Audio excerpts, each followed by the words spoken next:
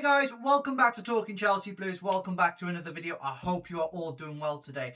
This is your match preview for Crystal Palace versus Chelsea in the Premier League. And if you want to catch the watch along tomorrow, please make sure you subscribe to the channel and you have your notifications turned on to be notified of when I go live on YouTube. So guys, please make sure you get involved and let's get into this. This is your match preview for Chelsea versus Crystal Palace versus Chelsea in the Premier League. And to be honest guys, this is going to be a big game. It's another big game. It's another difficult game. Another London derby. What do I expect from tomorrow? I expect a lot of difficult moments in the game. I expect a lot of Crystal Palace defending deep, low block, trying to just hold us off. We'll have possession of the ball. I expect a lot of Crystal Palace trying to catch us on the transition in the counter-attack to try and get a goal. But I also expect us to be able to create chances tomorrow and try and get a foothold in the game and to try and push as much as we can for the win. It is going to be a tough game tomorrow. I'm not going to put roses around it and say it's going to be easy because it's not. Crystal Palace are a tough team to go against. They've got Oliver Glasner. He is a good manager and he has a real know-how and a way to win, and he has shown that over the Premier League this season and last season. So let's see how we get on tomorrow. But I want to know your thoughts in the comments about how you feel about this game tomorrow. Do you think we're going to be able to go there, control possession and win the game? Or do you think we're going to have to defend deep and Crystal Palace might even come at us? Let me know in the comments. I'd love to hear your thoughts. Now, in terms of some team news, Cole Palmer was in training yesterday, which is great news. So it means he is there and available. But do we use him from the start? That is the question on everyone's mind at the moment. Should you use Cole Palmer right from the very start? To be honest, I'll be very clear and honest with you about what I think. I don't think we should go with Cole Palmer from the start. I don't think he should be involved in the starting lineup. I think he should come on from the bench later on in the game where he can make an impact and he's fresh legs. He's had injury issues over the last part of the season, so it's an opportunity for him to get some fitness back, grow into this new system that Liam Rosinia has put together at Chelsea Football Club, although it does look very similar to what Maresca was doing at Chelsea Football Club, and I don't understand why we changed that. So we'll just go with what we're going to do, and whatever happens, happens, I guess. But in terms of the team tomorrow, what should we do? How should we approach it? I've got no lineup graphics today, by the way, guys. This is all raw, off the cuff, and it's going onto the channel this evening, so there are no graphics. So I'm going to talk you through what I think the lineup would be. So let's get into it. So Robert Sanchez in goal. A back four of Reece James, Joshua Champong, Gerald Hatto, and Mark Gray. That would be my back four and the goalkeeper. The reason I'm saying Joshua Champong is I think Josh Ashiampong can play as centre-back, and I think Gerald Hatto can play at that centre-back position too.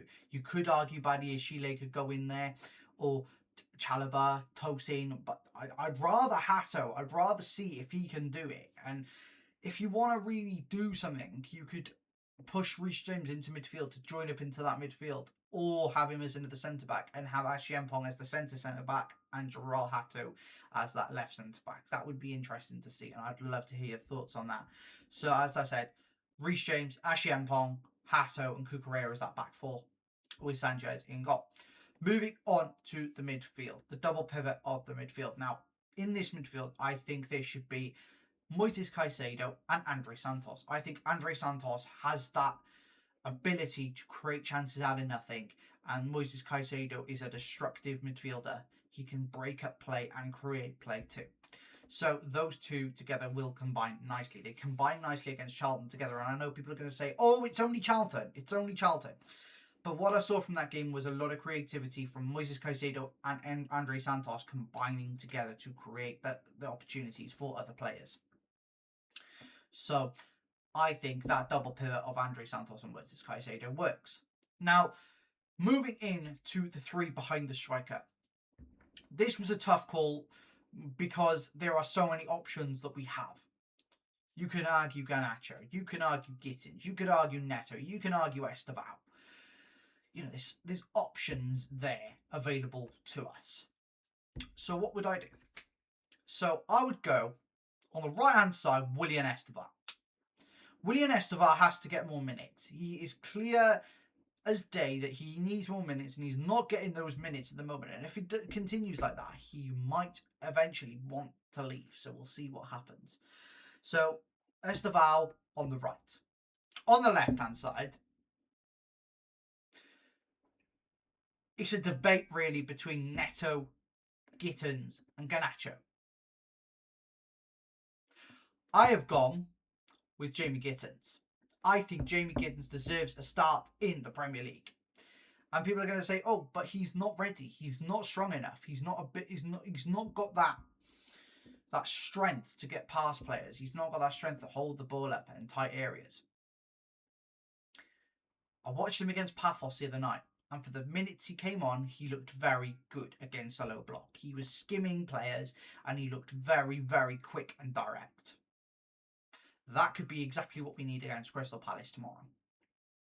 Esteval on the right being direct, Jamie Gittins on the left being direct and forceful. So that's what I think. I think Garnacho doesn't start. Gittins on the left, Esteval on the right, and in the number 10, Enzo Fernandez. Enzo Fernandez to play in that number 10 and to come off in the second half for Cole Palmer to give Cole Palmer some minutes later on. So that's my three behind the striker. Now, in terms of my striker, I'll be very honest and very brutal. Liam Delap is not cutting the mustard at Chelsea Football Club. Mark Gu will probably leave in the summer. I don't think he's going to start. So, João Pedro is the only one that can go up top tomorrow. And I do think he scores tomorrow. But I want to hear your thoughts in the comments. Let me know your thoughts in the comments about my lineup and what you would do different in the comment section. I'd love to hear it. And now let's talk about my prediction.